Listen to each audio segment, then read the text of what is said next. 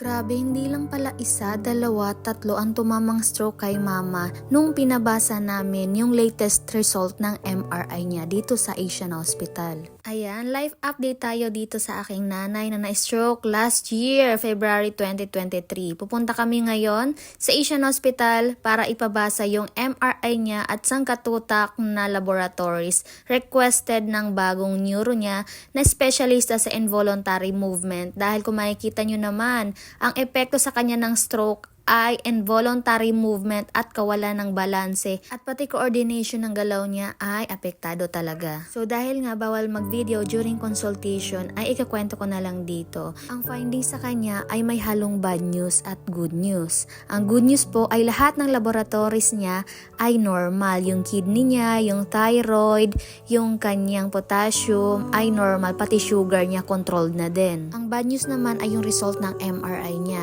Nung na-confine kasi siya, ang nakita lang sa CT scan niya ay 3 stroke. So yun lang yung sinabi sa amin yung unang neuro niya.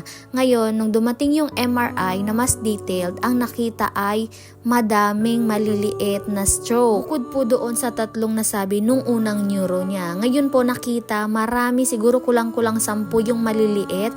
Kaya both right at left niya ay affected kasi sa utak niya meron sa kanan, meron sa kaliwa, pero maliliit lang. So hindi niya rin makompare dahil wala siyang MRI dati, ngayon lang nagkaroon dahil CT scan po yung dating pinagawa ng neuro niya. Hindi niya ma-determine kung mga bago ba yung iba doon or dati na. Kaya nagtaka din yung bagong neuro niya at napatanong sa amin dahil 58 years old lang si mama nung na-stroke pero ang daming tama sa kanya. Kung ano daw ba ang nangyari at ginagawa ni mama bago ang stroke. So ayun nga po, no, dahil nasa probinsya si mama at kami ay nasa Cavite, siya lang po mag-isa doon at kahit anong pilit nga namin dati, ayaw niya magstay sa Cavite dahil hinahanap-hanap niya talaga yung buhay probinsya sa Bicol.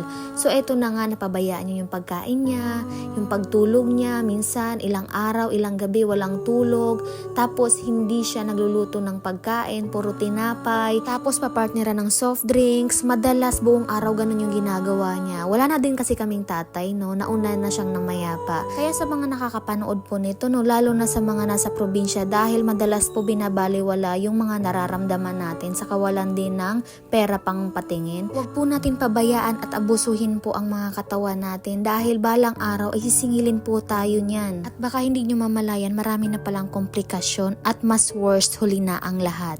Kaya kapag ka may nararamdaman, magpatingin. So ayun, laban lang po mga stroke survivors, no? Kaya natin to, kaya nyo yan at alam ko magiging okay din ang lahat. Papasalamat din ako sa lahat ng doctors ni mama, lalong-lalo na po pala kay Doc Johnny Coronquillo. Ayan, meron po siyang account, pwede nyo pong i-follow. Nagpo-provide po siya ng free consultation at kung kailangan nyo naman po ng napakagaling at napakabait na surgeon, ako inonominate ko dito si Doc Alvin Lorenzo. Yan po, no, may mga clinic po siya dito sa Cavite at Laguna. Maraming salamat po sa panonood.